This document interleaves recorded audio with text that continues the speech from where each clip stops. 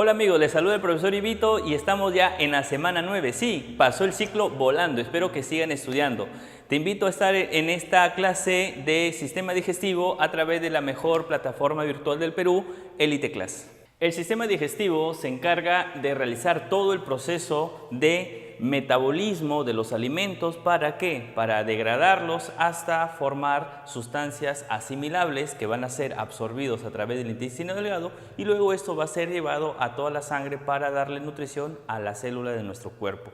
Este sistema está formado por dos elementos, un elemento llamado tubo digestivo que vamos a hablar y otro elemento también llamado glándulas anexas que a lo largo de la clase vamos a ir hablando. Por ejemplo, las glándulas anexas están formadas por las glándulas salivales, las que producen saliva para que se dé la primera digestión en la boca y además sirve como lubricante para que los alimentos puedan resbalar por la primera parte del tubo digestivo. También hablaremos del hígado, hablaremos de la vesícula biliar y además también hablaremos del páncreas, pero del páncreas exocrino, ya que el páncreas endocrino se habló en la sexta semana. Como ya es costumbre, tenemos que hablar primero de la embriología, pero de una forma breve y sencilla, ¿sí? Esta embriología, recuerda, del tubo digestivo inicia alrededor de la cuarta semana, cuando ya tanto el endodermo, ectodermo y mesodermo ya se formaron y empiezan a migrar ciertas células. ¿Y qué va a ocurrir? Que de esta cuarta semana vamos a tener una estructura que la vemos aquí llamado intestino primitivo, ¿no? El mesodermo y el endodermo empiezan a unirse a formar algunas estructuras y a eso se le va a llamar el famoso intestino primitivo. Pero la pregunta de examen que es, ¿de qué capa embrionaria nace el sistema digestivo? Pues todo el sistema digestivo nace del endodermo. También hay un dato que quiero recordar, antes que se vaya a olvidar, que en su formación van a existir unas protuberancias huecas donde el mesodermo se mete en el endodermo formando unas estructuras que en el futuro le vamos a llamar las glándulas anexas. Así que no te vayas a olvidar, las glándulas anexas derivan de unas prominencias huecas que es el ingreso del mesodermo sobre el endodermo. En general, todo el sistema digestivo nace del endodermo. Ahora, este intestino primitivo que está aquí va a tener tres porciones. Una porción que se encuentra en el pliegue cefálico, una porción que se queda en la parte media y una porción que se encuentra cerca del pliegue podálico. Recuerden que esto es el saco vitelino y aquí se va a formar el cordón umbilical. Del intestino anterior, la primera porción del intestino, ¿qué deriva? Pues deriva la faringe, el esófago, el estómago y algunos libros dicen la primera mitad del duodeno, primera y segunda porción, otros libros dicen la primera porción. Por eso que solamente nos vamos a quedar con la primera parte, decimos faringe, esófago, estómago y la mitad del duodeno. Del intestino medio, ¿qué deriva? Del intestino medio va a derivar la otra mitad que quedaba del duodeno, el yeyuno, el ilion y toda la mitad derecha del intestino grueso. Es decir, si trazamos una línea, si es en el lado derecho, de aquí para acá, todo esto nace del intestino medio. Y por último, el intestino posterior va a aportar todo lo relacionado a la parte de la mitad izquierda del intestino grueso, es decir, la mitad izquierda del colon transverso, el colon descendente, el colon sigmoide y además también el conducto anal. ¿Entendido? Ahora, hay algo que también tenemos que recordar, que el ano no deriva del intestino posterior igual que la boca, que no deriva del intestino anterior. ¿De dónde deriva? Pues existe una estructura en el intestino primitivo llamado estomodeo, que sería esta estructura de acá que está más coloreada. Este elemento presenta una membrana llamada membrana bucofaringea que se rompe para formar lo que le vamos a llamar la boca. Eso se rompe aproximadamente entre la cuarta y quinta semana de gestación, mientras que en la parte posterior tenemos otro pliegue, el pliegue cloacal. Esta membrana cloacal se va a romper y va a formar lo que le vamos a llamar protodeo para formar al ano. Más o menos esto se rompe entre la séptima y la octava semana de gestación. Un problema es cuando esta membrana orofaringea no se rompe formando la famosa estenosis o cuando este pliegue, membrana cloacal no se rompe formando una malformación llamada el ano imperforado. Gracias a Dios sí existe tratamiento, el tratamiento es a través de la cirugía pediátrica, se les hace un orificio artificial para que este niño pueda adquirir el control sobre los esfínteres en la defecación. ¿sí? Entonces, importante recordar siempre la embriología. Pero así también como hemos hablado de embriología, tenemos que recordar, chicos, que existe una histología que también siempre es pregunta de examen de admisión. Mira, la pregunta de examen más sencilla que viene de este tema es que ordenes de adentro hacia afuera o de afuera hacia adentro a los elementos que forman las capas del tubo digestivo. Entonces vamos a hablar algo así. Vamos a iniciar nuestro recorrido desde lo más, diríamos, profundo, de lo más profundo hasta lo más superficial, ¿sí? Eso vamos a hablar el día de hoy. De lo profundo a lo superficial, y tenemos, ¿quién es el elemento más profundo de las 4 capas de la histología? Decimos que es la capa llamada mucosa. ¿Y cuál es la mucosa? La mucosa es este elemento que se encuentra en contacto con los alimentos. Los alimentos están en contacto con él, ya sea para toparlos para empezar el proceso digestivo o también ciertos alimentos que pueden dañar nuestra mucosa. Mira, por ejemplo, si yo me tomo mi vasito de avena, ¿verdad? ¿Te has dado cuenta que cuando la avena está muy caliente sentimos esa temperatura en nuestro estómago, ¿verdad? Cuando va llegando hacia él, o cuando tomamos algo helado también se siente eso. ¿Qué tal si nosotros nos exprimimos 5 limones y lo tomamos de un solo golpe? ¿Te das cuenta la acidez que va a generar? O cuando consumimos mucha sal, o cuando consumimos algunos alimentos que pueden ser que tengan algún componente como el picante. Entonces, esos elementos, sí es verdad que tocan la mucosa, pero también pueden generar daño en ella. Por eso que hay alimentos que se relacionan con una enfermedad llamada gastritis. Es por eso que tú tienes que tener en cuenta que cuando una persona siente el ardor clásico en la boca de estómago y está ingiriendo muchos alimentos con condimentos, o ingiere alcohol, o fuma, o también consume alimentos a distiempo. Y eso es lo que le ocurre con nosotros los estudiantes, ¿no? Cuando nosotros somos estudiantes, y más cuando somos estudiantes de una carrera de salud, vivimos con el tiempo al límite. Te levantas corriendo para tomar desayuno e irte a rotar, regresas a la 1 a almorzar como cachaco, 1:30 estás de nuevo regresándote para que a las 2 empiecen tus clases. Así hasta las 9 de la noche cuando regresas a tu casa a cenar, y así seguir estudiando, y es una rutina que lamentablemente nos afecta mucho en el estómago. Te cuento una anécdota rapidito. A veces cuando nosotros estamos en emergencia haciendo triaje, pues tenemos un horario de almuerzo en el hospital, ¿no? Si estás todo el día, de 7 de la mañana a 7 de la noche, entre la 1 y las 2 siempre es el almuerzo. Resultaba que a veces yo esperaba más o menos 2 de la tarde, donde aparentemente no había gente, y a esa hora llegaba una emergencia. Y tú sabes que una emergencia no demora 5 minutos, sino de repente media hora o 1 hora. De pronto me da a las 3 de la tarde, de pronto ya iba a almorzar y tocaban la puerta, doctor, una emergencia, y así al final del día no se almorzaba. No era de todos los días, pero habían días difíciles así. Entonces, esa situación de comer con el estrés o no comer a las horas te puede generar un daño en esta capa mucosa, y el daño de esa capa se llama gastritis. No te vayas a olvidar que es una pregunta de examen. Así que, chicos, si esta carrera de salud les gusta, pues tenemos que adaptarnos y también tener nuestras precauciones. Siempre tener por ahí una galletita, una fruta o tu buena proporción de líquido, para que de una u otra forma el ácido que puede no estar en los alimentos va a tocar en la mucosa, y con esos alimentos lo puedes diluir y así no generarnos daño. Así que hay que cuidar. Ojo, si tomas o fumas, deja de hacerlo, porque si no te mata el COVID-19, te matará el cáncer de estómago. Así que ya sabes el secreto. Chicos, entonces, regresando a la primera parte, mucosa. La mucosa presenta 3 componentes muy importantes. El primer componente es el epitelio. Epitelio que van a ser hasta de 3 tipos, pero yo los reuní en 2 y ya te voy a explicar por qué. El primero se va a llamar el epitelio estratificado plano no queratinizado, el famoso epitelio digestivo. Este epitelio inicia en la boca, de la boca sigue a las 2 porciones de la faringe, la bucofaringe y la laringofaringe, luego esto pasa al esófago, y del esófago llega hasta el cardias, que es el inicio del estómago.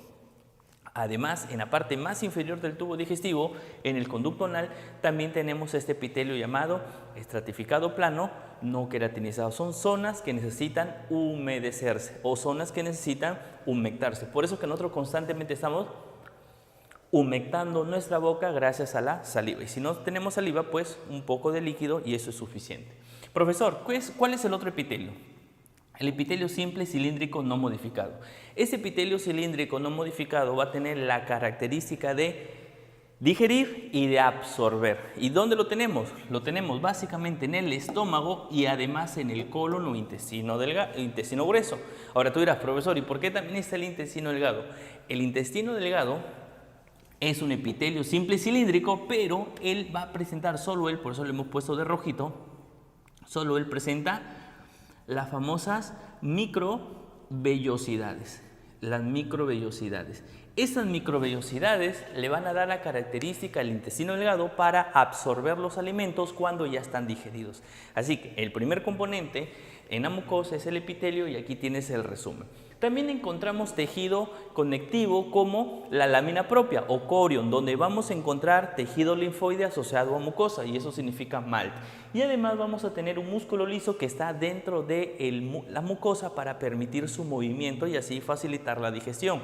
A ese músculo liso presente en la mucosa se le llama la muscularis mucosae. Por eso, resumen de esa primera parte, la mucosa tiene tres componentes. Número 1, el epitelio.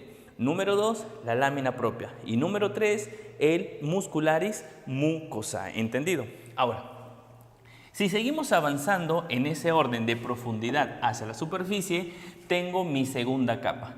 Y la segunda capa ahora se va a denominar la capa submucosa. En esta capa submucosa, que está definitivamente debajo de la mucosa, vamos a encontrar aparte de tejido conectivo, vamos a encontrar vasos sanguíneos, también vamos a tener tejido linfoide.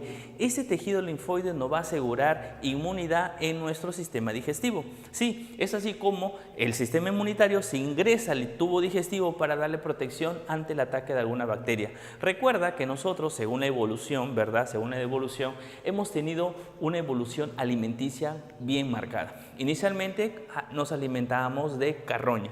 Luego nos alimentábamos de carne cruda y actualmente nos alimentamos con carne cocida. Ese proceso digestivo y evolutivo ha hecho que nuestro tubo digestivo cambie y adopte ciertas características y una de ellas es adquirir tejido linfoide. Es más, la pregunta más clásica de examen de admisión. ¿Qué son las placas de Peyer y dónde se localizan? Pues las placas de Peyer es un tejido linfoide que está asociado a la submucosa que se localiza básicamente en el ilion del intestino delgado. ¿Y por qué justamente en el ilion? Porque recuerda que el ilion es la parte más cercana, ¿cierto?, del intestino delgado hacia el intestino grueso, donde proliferan bacterias. Entonces, si tú comías alimentos ricos en bacterias, ¿verdad?, toda la carroña, el intestino grueso que tenía bacterias más las bacterias que venían del intestino delgado, imagínate toda esa fiesta de bacterias que había, ¿verdad? Entonces la persona se podría enfermar y como no había muchos medicamentos y demás atenciones médicas, pues obviamente se moría la persona. Entonces, ¿el cuerpo qué hizo? Se empezó a defender, porque recuerda que nuestro cuerpo y Dios nos dio la característica de adaptarnos. Por eso se dice que ahora que ya está volviendo a la nueva normalidad, ¿cierto? Después del COVID-19, nosotros vamos a tener que adaptarnos a este virus. Si el virus, lamentablemente, gana la batalla y nosotros no nos adaptamos, pues de repente vamos a tener un serio problema en la humanidad. Pero yo estoy seguro que nuestra inmunidad, así como lo ha hecho a lo largo de toda la historia del hombre, se va a adaptar a este nuevo virus. Así que, pero tenemos que ser responsables con nuestro actuar social, es decir, nada de reuniones, nada de salir por salir, seguir estudiando, seguir teniendo los protocolos de higiene y sobre todo el uso de la mascarilla, que es muy importante, ¿ya? Listo, pero además de este tejido linfoide, nosotros vamos a tener unas neuronas, mira. Vamos a tener unas neuronas. Cuando vimos sistema nervioso, yo te mencioné que existía, según la clasificación del Tortora, 3 componentes. Uno llamado sistema nervioso central, otro llamado sistema nervioso periférico y además también teníamos un sistema nervioso entérico. El sistema nervioso entérico era la comunicación entre el cerebro y los intestinos y aquí tenemos prueba de ella. El plexo de Meissner es el plexo o es el conjunto de neuronas que se encargan de darle inervación a las glándulas que están en la capa submucosa. ¿Para qué? Para que esas glándulas, al contraerse, produzcan o eliminen su secreción. De esa forma, ellos controlan la secreción de todas las glándulas del tubo digestivo. Es una pregunta de examen clásico. ¿Dónde se localiza el plexo de Meissner? La respuesta va a ser en la capa submucosa, ya que son neuronas que están básicamente en él. Profesor, después del plexo de Meissner, ¿qué capa vamos a encontrar? Vamos a encontrar la tercera capa. ¿Y cuál es la tercera capa, chicos? Esta capa que se encuentra de rojo. Esa capa se va a denominar la capa muscular. Y esta capa muscular es especial por varias razones. Número uno, es dos capas. Es decir, la tercera capa del tubo digestivo es doble. Tendrá una capa, como tú puedes observar ahí la coloración, larga, longitudinal, y va a tener una segunda capa que va a ser circular. Por eso que tú lo vas a reconocer por esta mnemotecnia. La palabra cile te dice lo siguiente, que la letra C significa circular, que la letra I significa interno, que la letra L significa longitudinal y la letra E significa externo. Entonces, ¿qué significa cile? Cile significa circular interno, longitudinal externo. No te vayas a olvidar que son las dos capas que tiene la capa muscular de todo el tubo digestivo, excepto ¿en dónde? Excepto en el estómago, que ya lo vamos a ver en un momento, cuáles son las tres capas musculares que tiene el estómago. No te preocupes, que eso lo vamos a ver cuando hablemos de estómago y de intestinos, ¿entendido?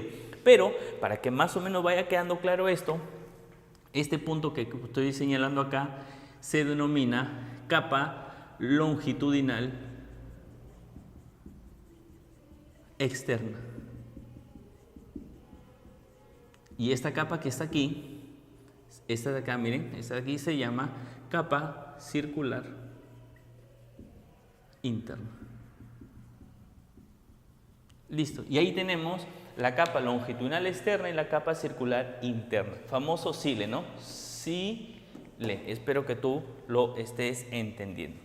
Profesor, y además también tendremos neuronas en esta capa, claro, porque recuerda que el estómago y todo el tubo digestivo en la capa muscular tiene que contraerse para hacer el famoso peristaltismo.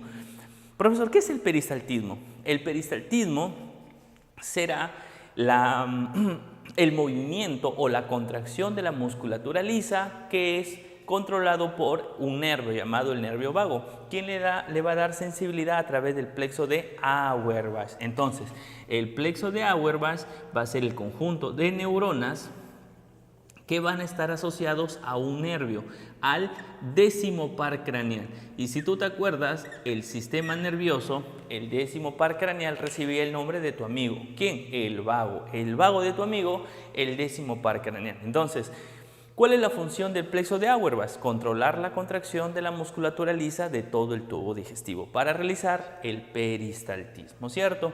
Y por último, la parte más superficial va a ser la capa llamada adventicia o serosa.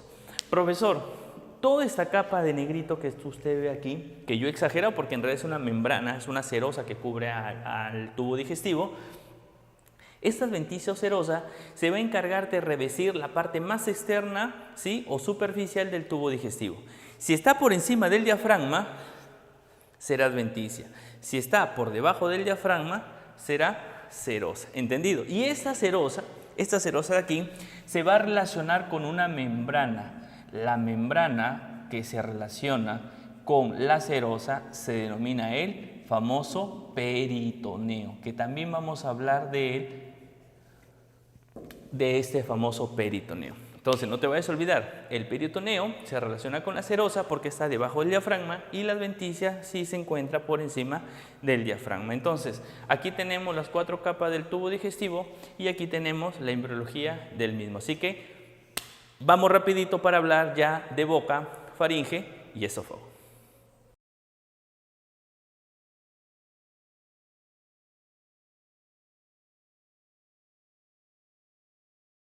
Cuando hablamos y nos referimos al proceso digestivo, tenemos que entender que es todos los pasos que va a dar el alimento desde que ingresa por la boca y luego sale por el ano ya transformado en las heces. Entonces, pregunta de examen clásico, ¿no? ¿Cuáles son las fases del proceso digestivo? Y aquí lo tenemos a continuación.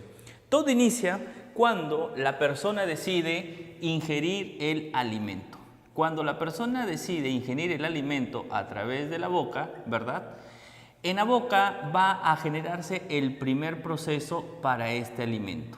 El primer proceso se va a denominar la ingestión. ¿Y qué es la ingestión? ¿Cómo se entiende la ingestión? Se entiende como la toma del alimento a través de la boca, donde aquí se va a formar lo que le vamos a llamar el bolo, alimenticio. El bolo alimenticio, ¿cierto? Que a través de los dientes y su masticación y a través de la saliva, ¿sí? Y a través de la saliva se va de inicio al primer paso del proceso digestivo. Es más, hay una pregunta de examen y dice, en la boca se inicia, ¿verdad? En la boca se inicia la digestión ¿de quién? De los carbohidratos. Y espero me entiendas estas abreviaturas. CHO significa carbohidratos. Pregunta de examen. ¿Y quién está a cargo de esa digestión de los carbohidratos? Una enzima llamada la tialina, ¿no? La tialina o también llamada amilasa salival. Entonces, la persona ya tiene el bolo alimenticio en la boca y ahora decide deglutirlo, ¿no? El proceso de movilización del alimento a través del esófago se va a llamar la deglución, donde la parte de este tubo digestivo entenderás que va a dilatarse por el paso de dicho alimento, ¿no? El bolo alimenticio va a intentar caer, ¿verdad? Ahí lo tenemos, ¿sí? Y a través y gracias al peristaltismo, este bolo alimenticio sigue su recorrido en el tubo digestivo. Entenderemos que conforme va pasando ese alimento, se va a ir digiriendo y se va a ir movilizando hacia el estómago, ¿no? Caerá por gravedad, pero también gracias al impulso ¿de quién? De el tubo digestivo a través del peristaltismo. Entonces es así como miren, una cosa muy interesante, este bolo alimenticio cae, ¿cierto? Caerá, por eso la saliva es muy importante para lubricar y para que caiga así, hasta que este bolo alimenticio va a caer aquí. ¿Dónde caerá? Al estómago, ¿no? Y en el estómago pues va a ocurrir todo el proceso. La pregunta es, ¿la deglución presenta fases? Sí, presenta 3 fases. La primera fase se llama oral. Y recuerden que el oral es muy importante, así también como la fase faríngea. ¿Y por qué es importante la fase oral y la fase faríngea? La fase oral es importante porque es voluntario, quiere decir que tú decides si ingieres o deglutes ese alimento o no. Lo puedes tener en la boca, pero tú decides. Si te gustó lo que tenías en la boca y ese bolo alimenticio va a generar una satisfacción en la persona, pues será deglutido. Si tú sientes que el alimento está muy grande, tiene una espina, tiene un sabor desagradable, la persona simplemente le escupe. Eso es voluntario, ¿entendido? No te olvides, la primera fase, la fase oral es voluntario. Y eso tiene que quedarte grabado siempre para la vida, ¿sí? Es voluntario. La fase faríngea y la fase esofágica, como tú puedes ver, el alimento simplemente cae, ¿no? El peristaltismo hace, y aquí es muy importante el peristaltismo. Pero ahora el alimento ya está en el estómago, ¿no? Cayó en el estómago y automáticamente cuando el bolo alimenticio cae al estómago por la acción enzimática del jugo gástrico, este bolo alimenticio se transforma en quimo. Este bolo alimenticio se transforma en quimo. ¿Y quién lo transforma el quimo? ¿O qué es el quimo? El quimo es la mezcla de ¿quién? Del bolo alimenticio, ¿sí? Del bolo alimenticio, más ¿quién? Más el jugo gástrico.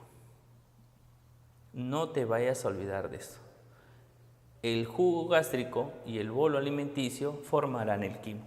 El quimo automáticamente empieza a digerirse. ¿Sí? El peristaltismo también de la musculatura lisa del estómago hace que sustancias semisólidas empiece a formar un líquido viscoso, ¿no? Un líquido ya más pastoso, y a eso le vamos a llamar el quilo. Y el quilo ¿dónde va a ocurrir? El quilo va a ocurrir ya cuando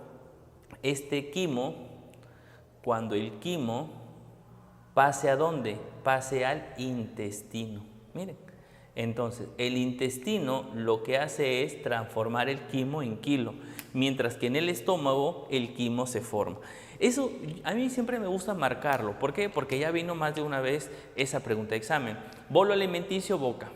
El quimo en el estómago, el kilo en el intestino delgado. Yo creo que es una forma bien sencilla de aprenderlo. Repito, el bolo alimenticio en la boca, cae al estómago, se transforma en quimo, cae al intestino delgado y se transforma en kilo. ¿Me dejo entender? ¿Sí? Ojalá que sí.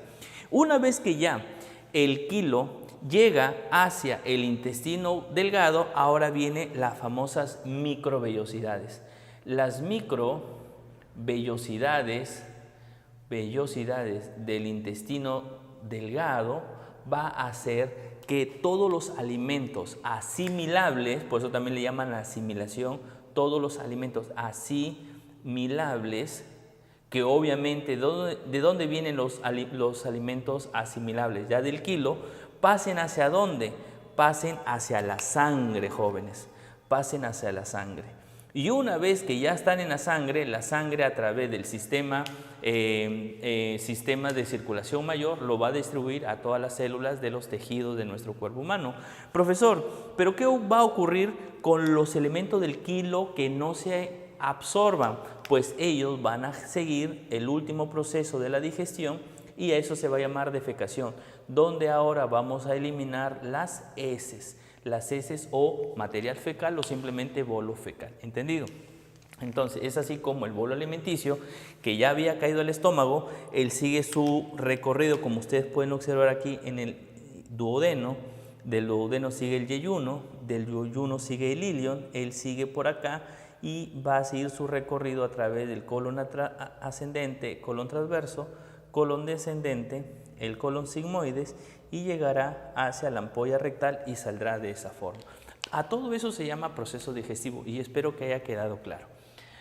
Hay algo más también que me gustaría decirte, es que todo este proceso tiene una duración de 6 a 8 horas. Quiere decir que lo que nosotros desayunamos, ¿cierto? Lo que desayunamos aproximadamente al mediodía ya está eliminándose de mi cuerpo. Lo que cuando nosotros cenamos, estamos eliminando prácticamente lo del almuerzo y así es un proceso de cada 8 horas.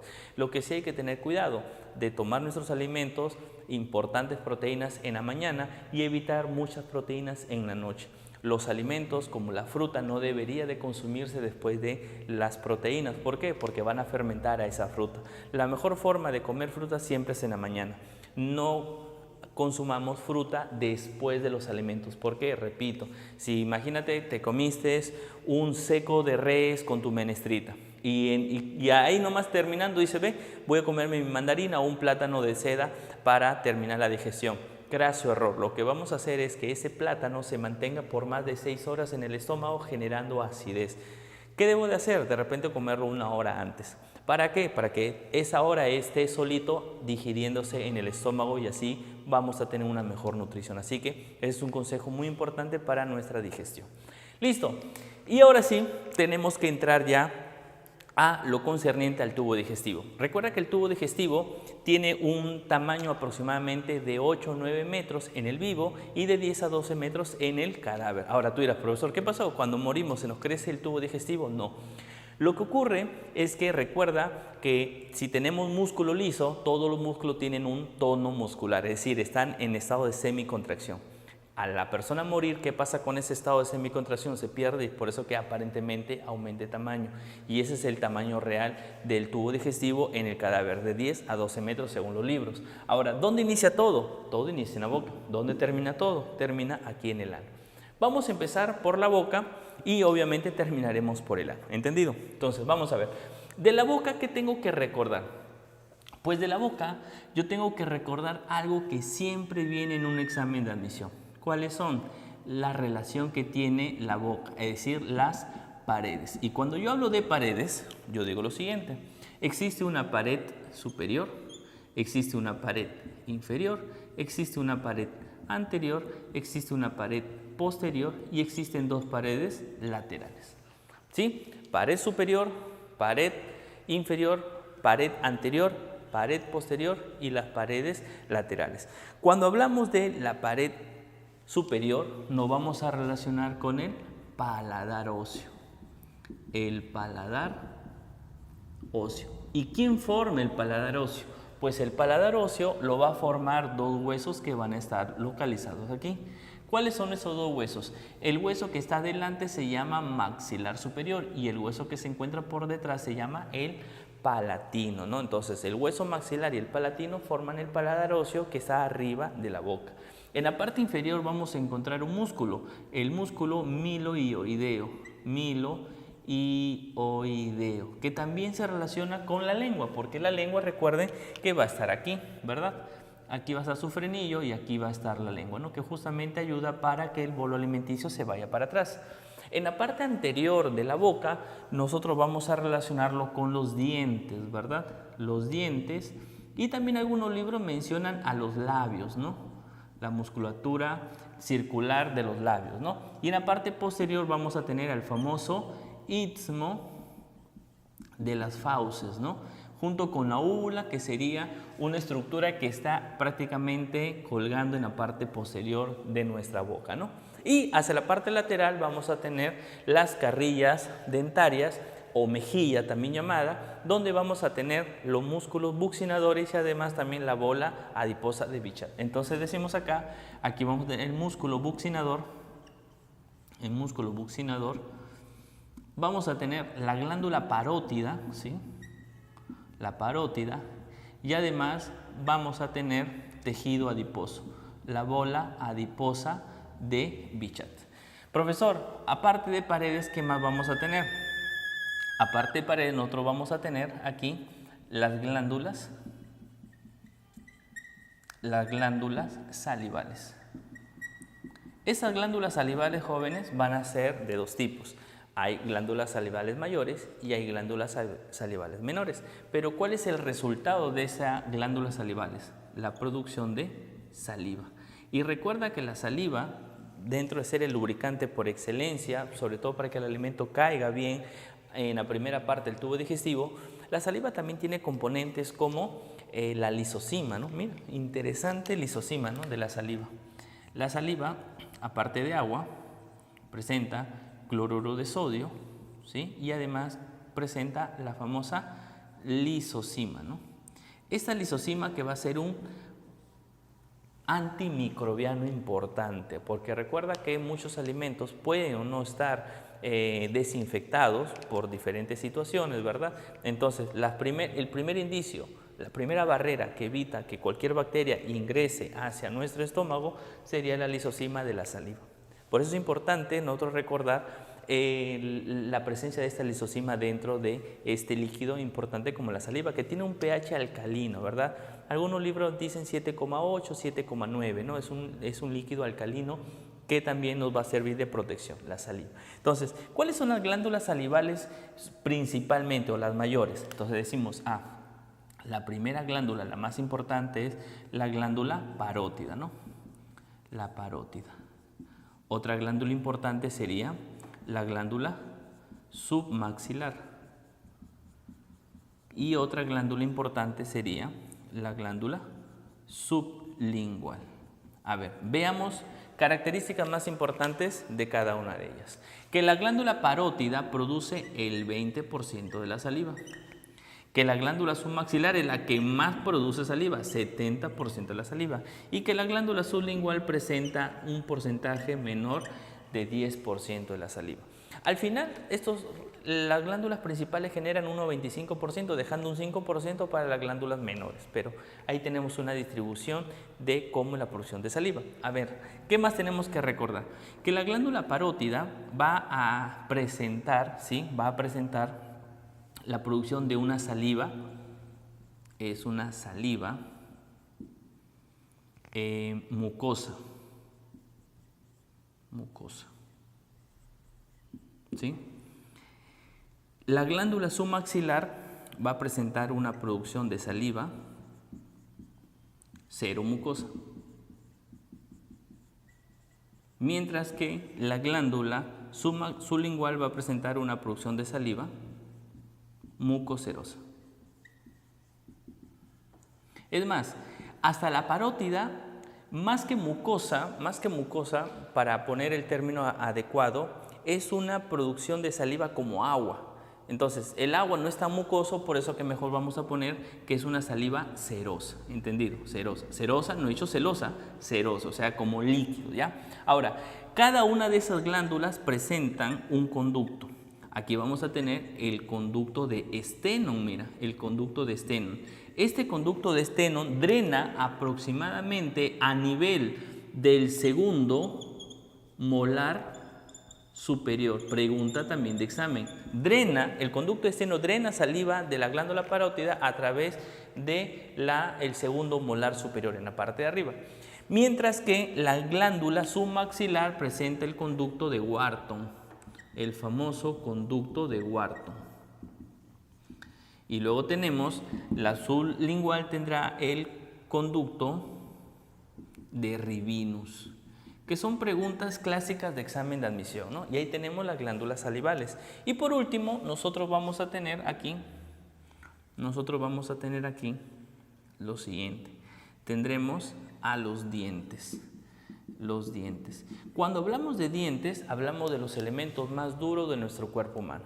Los dientes, recuerda que van a presentar 4 componentes. Tendrán el esmalte, tendrán la dentina, tendrán la pulpa dentaria y además van a tener el cemento. En este momento debe estar apareciendo una imagen donde vamos a determinar cuáles son las características más importantes de los dientes. Figura 1, ¿sí? Figura 1, la característica de los dientes. También vamos a estar observando cuáles son la forma de los dientes. Y ahí ves la figura 2.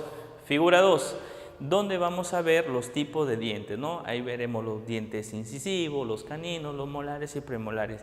Y además también vamos a ver cuál es la distribución. Figura 3. En esta figura 3 vamos a encontrar cuáles son la cantidad de dientes, ¿verdad?, que tienes tanto en la dentición, diríamos, primaria o dentición de leche, y luego la dentición ya secundaria o permanente del adulto, ¿sí? Y ahí vamos a hablar de los dientes, no te vayas a olvidar, ¿sí? Ahora, después de haber visto estas figuras, recordar que los dientes van a tener 3 porciones. Una cabeza llamada corona, una estructura media llamado cuello y una raíz que está pegado en el hueso. Este hueso con el diente va a formar una articulación. Esa articulación del diente y el hueso se llama articulación llamada tipo gónfosis. La articulación tipo gónfosis, no te vayas a olvidar, ¿entendido? Ahora, una vez que ya hemos hablado de la boca, pasamos al segundo componente llamada faringe. La faringe, pues, que ya de repente no vamos a hablar a tal detalle como si lo hicimos en la vía respiratoria. Recordad que la faringe presenta 2 componentes que intervienen en la digestión. La primera porción de la faringe que participa en el proceso digestivo se va a denominar la bucofaringe, ¿no? La bucofaringe, también llamada orofaringe, ¿no? Y la otra porción va a ser la hipofaringe, también llamada laringofaringe. Esta faringe va a participar muy activamente en la fase de la deglución. Por eso que ya no vamos a hablar mucho. Recordar que la faringe va desde la C1 hasta la C6 y que sirve tanto para la vía respiratoria como la vía digestiva. Pasamos ahora al esófago. El esófago, sí marcamos aquí un límite, aproximadamente aquí, la C6, y trazamos un límite aproximadamente por aquí, y decimos, sí, más o menos por aquí, a ver, un momentito, sí, ahí tenemos, ahí están los límites, ¿no? Creo que ahora sí se ve el límite, el otro límite, que aproximadamente es entre la T10 y T11, ¿no? La T10. ¿Y de quién estamos hablando? Del esófago, elemento que aproximadamente mide 25 centímetros, ¿sí? 25 centímetros. ¿De dónde a dónde va? ¿Cuáles son sus límites? Los límites del esófago va a ser desde la C6 hasta la T10 hasta la T11, en algunos libros también menciona. ¿Cuáles son las porciones? ¿Cuáles son las porciones que tiene el esófago? Pues el esófago va a presentar primero una porción cervical, mira, porción cervical, la porción más superior del esófago. Va a presentar una porción torácica. la que va a recorrer todo el tórax. Va a tener una porción diafragmática, porque recuerda que el esófago, ¿sí? El esófago atraviesa, este es el músculo diafragma, mira, aquí está el diafragma, este es el músculo diafragma. Entonces el diafragma presentaba 3 orificios, un orificio por donde pasa la vena cava inferior, un orificio por donde pasa la arteria aorta y un orificio por donde baja el esófago. Entonces ese orificio y a esa porción se va a llamar porción diafragmática del esófago. Porción diafragmática del esófago. Y ya luego hay una porción debajo del diafragma que se pega al estómago y a esa parte se llama la porción abdominal. La porción abdominal. ¿Sí? Listo. Y además este esófago va a presentar 3 tipos de musculatura. Si nosotros dividimos al esófago en 3 porciones, voy a trazar una línea, así miren. Una línea, a ver, a esa altura una línea. Otra línea a esta altura. Entonces, ¿qué estamos dividiendo? Estamos dividiendo el esófago en 3 porciones. La primera porción llamada tercio superior, mira así. La segunda porción llamada tercio medio. Y la tercera porción llamada el tercio inferior. Entonces tenemos 3 porciones del esófago. Tercio superior, tercio medio, tercio inferior. En su tercio superior vamos a encontrar músculo esquelético. Músculo esquelético. En su porción inferior vamos a tener músculo liso. Vamos a tener músculo liso. Y en su parte media vamos a tener un músculo llamado mixto. Tú dirás, profesor, espere. Usted nunca ha hablado de músculo mixto. Cuando habló músculos, habló de músculo esquelético, músculo cardíaco, músculo liso. Sí, sino que aquí este término mixto es curioso porque es la mezcla de los dos. Es decir, aquí llegan fibras de músculo esquelético, pero también nacen las fibras del músculo liso. ¿Entendido? Por eso le llaman músculo mixto. Pero ya sabes qué es. Entre el esquelético y el liso se han unido. ¿Ya?